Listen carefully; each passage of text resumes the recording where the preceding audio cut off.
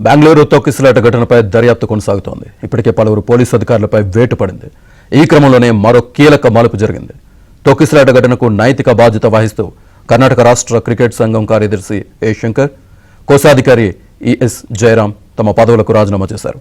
2-3 రోజుల నుంచి ఊహించని దురదృష్టకర ఘటనలు జరిగాయని, అందులో తమ పాత్ర పరిమితమైనదే అయినప్పటికీ నైతిక బాధ్యత వహిస్తూ పదవుల నుంచి వైదొలుగుతున్నట్లు ప్రకటించారు.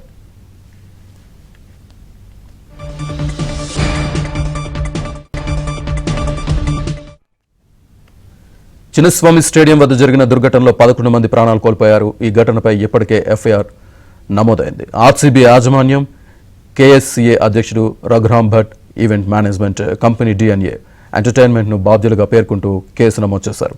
ఇప్పటికే బెంగళూరు నగర కమిషనర్ బి దయానంద్ను సస్పెండ్ చేయగా సీఎం సిద్ధరామయ్య రాజకీయ కార్యదర్శిని విధుల నుంచి తొలగించారు. మరికొందరు ఉన్నతాధికారులపైన వేటు పడింది.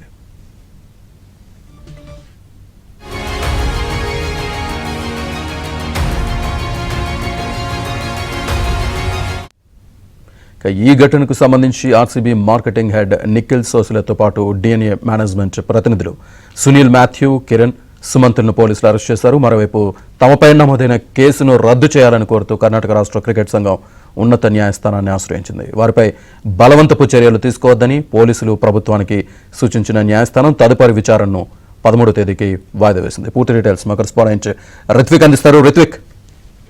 శ్రీనివాస్, ఆర్సీబీ విజయోత్సవ కార్యక్రమంలో జరిగిన తొక్కిసలాట కార్యక్రమంలో వేగవంతంగా విచారణ అనేది కొనసాగుతుంది. సిఐడికి ఇప్పుడే ఈ కేసును ఇప్పటికే అప్పగించారు. అయితే న్యాయ విచారణ కూడా మరోవైపు కొనసాగుతుంది. ఈ నేపథ్యంలోనే పెద్ద ఎత్తున ప్రతిపక్షాల నుంచి కూడా ప్రభుత్వం మీద ప్రభుత్వ తప్పిదమే అంటూ తీవ్ర స్థాయిలో విమర్శలు చేసిన నేపథ్యంలో ఈ విచారణ అనేది వేగంగా సాగుతుంది. ఇందులో భాగంగానే హైకోర్టులో సుమోటోగా కేసు తీసుకుని కూడా ప్రభుత్వం మీద హైకోర్టు కూడా తీవ్రమైన ఆగ్రహం వ్యక్తం చేసింది. ఈ నేపథ్యంలోనే ఇటు ఆర్సీబీతో పాటు డిఎన్ఏ ఈవెంట్ మేనేజ్మెంట్ సంస్థ మీద, అట్లాగే కర్ణాటక రాష్ట్ర క్రికెట్ అసోసియేషన్ మీద కూడా కేసులు పెట్టడం జరిగింది. ఇప్పటికే డిఎన్ఏ ఈవెంట్ మేనేజ్మెంట్ కి సంబంధించి ఇద్దరు, ఆర్సీబీ ఫ్రాంచైజీకి సంబంధించి ఇద్దరిని అరెస్ట్ చేయడం జరిగింది. వీరికి నిన్న వైద్య పరీక్షలు కూడా నిర్వహించి వారిని సిఐడికి కూడా అప్పగించడం జరిగింది.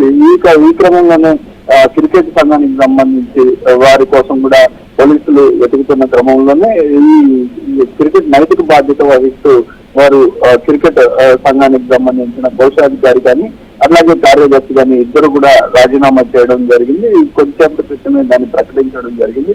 ఈ ఘటన మొత్తం కూడా రాజకీయ దుమారం రేగుతుండడంతో ఇటు వెంటనే కూడా కేబినెట్ సమావేశం నిర్వహించారు. ఈ కేబినెట్ సమావేశంలో పూర్తి స్థాయిలో ఈ ఘటనకు సంబంధించి చర్చించి ప్రభుత్వానికి ఎటువంటి విమర్శలు తలెత్తకుండా కూడా మొత్తం కూడా పూర్తి స్థాయిలో దర్యాప్తు చేయాలనే ఉద్దేశంతో ఇటు బెంగళూరు సిటీ కమిషనర్ దయానంద్తో పాటు పలువురు పోలీసు ఉన్నతాధికారులను కూడా సస్పెండ్ చేయడం జరిగింది. ఈ క్రమంలోనే కూడా తాము నైతిక బాధ్యత వహిస్తామంటూ కూడా క్రికెట్ సంఘం కార్యదర్శులు అట్లాగే కోశాధికారి కూడా రాజీనామా చేయడం జరిగింది.